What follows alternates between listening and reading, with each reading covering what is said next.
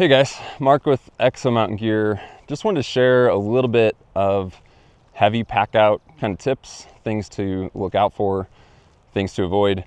We're in the middle of a pack out, killed a couple bears yesterday. So myself, Justin behind the camera, and Steve over here glassing for more bears. We all have our packs loaded heavy. And just a few things to keep in mind during a heavy pack out to help you guys out is one, take breaks. That's what we're doing right now. We're glassing for more bears and just taking breaks.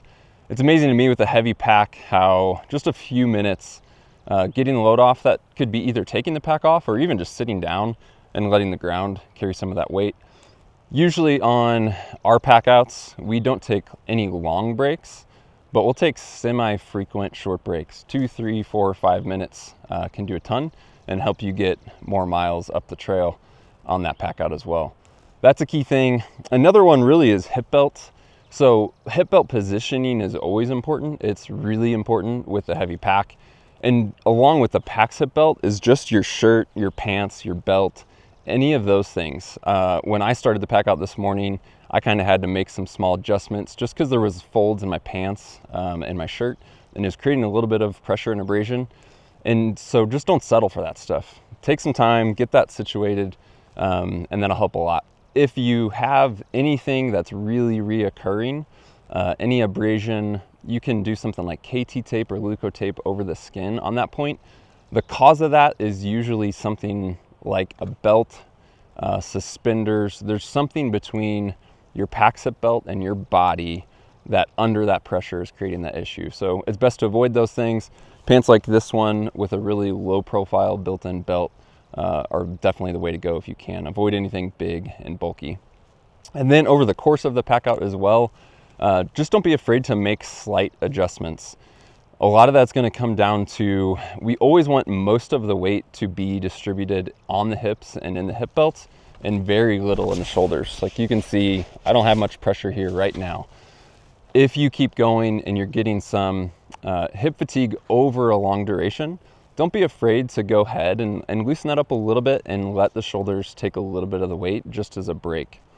That said, if you are really feeling like discomfort or anything here at your hip flexor, that's a sign that you're just wearing that pack hip belt too low.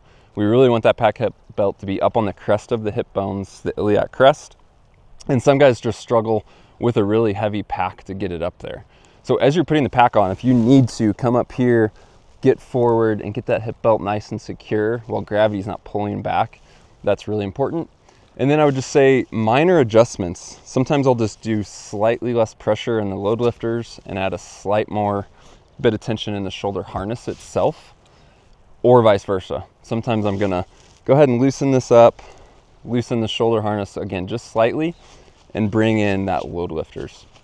What you'll feel if you have load lifter tension, you're bringing the top of the frame in. That's usually offset with pressure up here. So if you're feeling a lot of pressure in the front, that's a sign you have too much load lifter tension. If you're feeling a lot of pressure down on the shoulder, like pushing down at you, that's gonna be from the shoulder harness or just the hip belt's not doing its job. So those are a few things to keep in mind. Little adjustments can make a really big difference. So if you're not totally comfortable, there's a difference between being just heavy and being like truly in pain. If you're in pain, something's not right. And a really big key to all this is making sure the pack's loaded properly. We have a totally separate video that goes over that on weight distribution. If you don't have the pack loaded well, it's never gonna feel great. Finally, another key is nutrition, hydration, especially on a long pack out. And even things like ibuprofen can help a lot. Another one that we've become fond of is Voltaren. It's kind of a topical application.